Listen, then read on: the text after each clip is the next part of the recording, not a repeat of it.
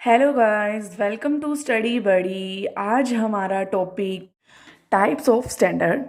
हमारे पास मेनली दो तरह के स्टैंडर्ड होते हैं, basic standard and current standard.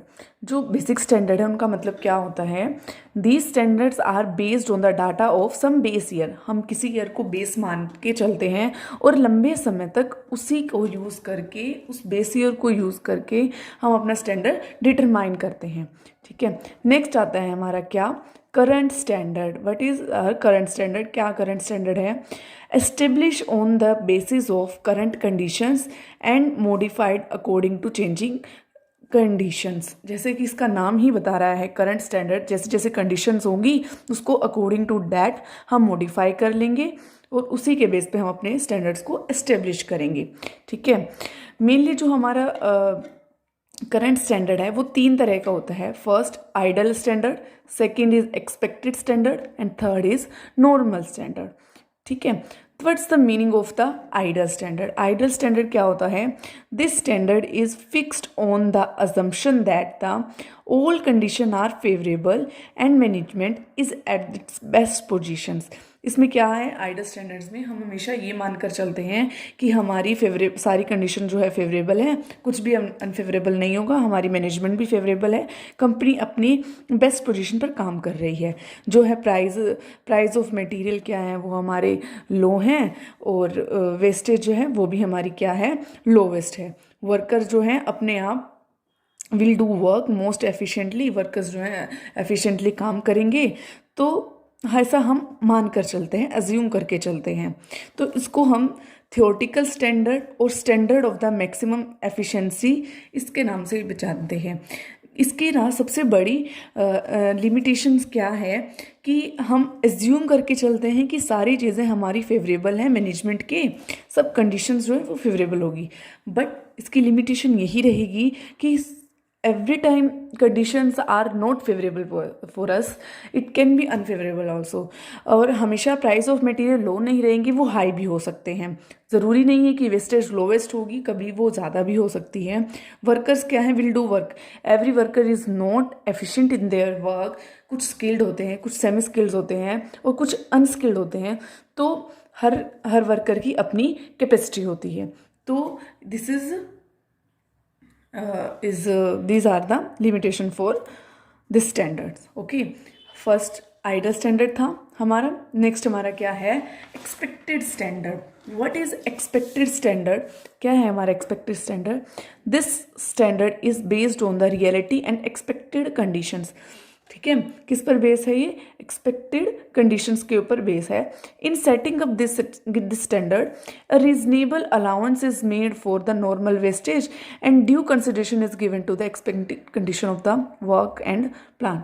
Okay, इसमें क्या है, जब हम इस स्टैंडर्ड को सेटअप करते हैं हर चीज़ के लिए, नॉर्मल वेस्टेज के लिए उसके लिए रीजनेबल अलाउंस पहले ही प्रोविज़न और रिजर्व बना के चलते हैं। It is also known as attainable and practical standard. इसको हम अटेनेबल और प्रैक्टिकल स्टैंडर्ड के नाम से भी जानते हैं। ओके, देन आता है what's the difference between the ideal standard and expected standard. जो हमारा आइडियल स्टैंडर्ड होता है वो क्या होता है, फेवरेबल मानकर चलता है कंडीशंस को। जबकि हमारा एक्सपेक्टेड जो स्टैंडर्ड होता है वो क्या करता है, चीज़ों को रियलिटीज़ को लेकर चलता है और एक्सपेक्टेड कंडीशंस को एज्यूम करके चलता है कि ऐसा हो सकता है। ठीक है, तो आइडियल और एक्सपेक्टेड में हमारा मेन डिफरेंस यही है। ओके, जो हमारा नॉर्मल स्टैंडर्ड होता है, normal standard is one which is neither very high और nor very low and is established keeping in the view of the cyclic fluctuation.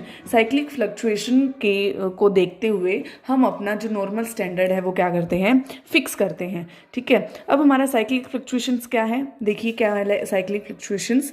ये हमारा बिजनेस साइकिल है जिसमें हमारा टाइम दिया हुआ है। तो इसमें क्या होगा, boom, peak, recession, here is depression and that is trough, then recovery, फिर बूम एंड देन पीक। अब हम इस बिजनेस साइकिल को देखते हुए अपना जो है नॉर्मल स्टैंडर्ड जो है वो अपना फिक्स करेंगे, ठीक है। देन उसके बाद आता है हमारे पास methods of determining standards. Standards को डिटरमाइन करने के लिए हमारे कौन से मेथड्स हैं। मेनली हमारी कॉस्ट अकाउंटिंग में 3 एलिमेंट्स हैं, मेनली 3 एलिमेंट्स हैं, that is direct material, labour and overheads. हम इन तीनों के लिए ही क्या डिसाइड करेंगे, स्टैंडर्ड डिसाइड करेंगे।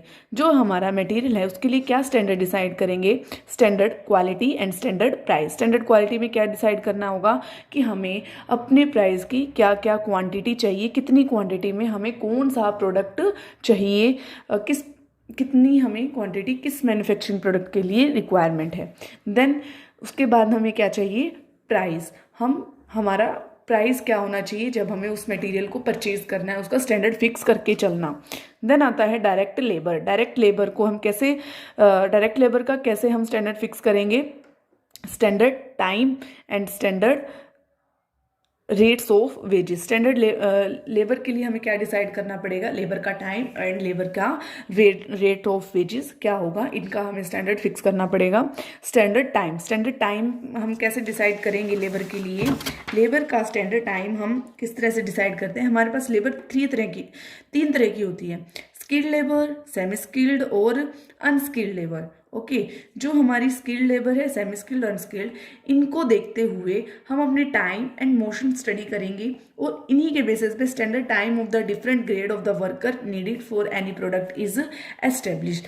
टाइम एंड मोशन स्टडी की हेल्प से हम अपना standard time for different grades of the workers needed for any product is establish, उसको हम क्या कर लेंगे, एस्टेब्लिश कर लेंगे। नेक्स्ट आता है हमारा क्या, standard rate of the wages. जो हमारा जो रेट्स हैं वेजेस हमें अपनी जो लेबर को देनी है उसको तैयार करते हैं। देन उसके बाद आता है हमारा overhead. What are the overheads. Overheads मतलब ओवरहेड्स का स्टैंडर्ड कैसे फिक्स करेंगे, फिक्स्ड ओवरहेड का फिक्स करेंगे और एक वेरिएबल ओवरहेड का फिक्स करेंगे। जो हमारा फिक्स्ड ओवरहेड है, overheads are the all the indirect expenses, है ना। तो कुछ हमारे फिक्स्ड ओवरहेड हैं, उनका स्टैंडर्ड फिक्स करते हैं। Rent and salary, this are the fixed overhead. And variable overhead कौन कौन से होते हैं, wages for the workers and the sales commission for the workers. मतलब वेजेस हम अपनी लेबर को पे करते हैं। अगर हमें जब हमें अपना ज़्यादा प्रोडक्शन करना है तो हम क्या करते हैं, ज़्यादा वर्कर रखते हैं। जब हमें कम प्रोडक्शन करना है तो हम कम वर्कर रखते हैं। तो हम उनकी वेजेस का क्या हो गई हमारे लिए, वेरिएबल होगी, जो कि चेंज होती रहती है ओवर द टाइम। ओके।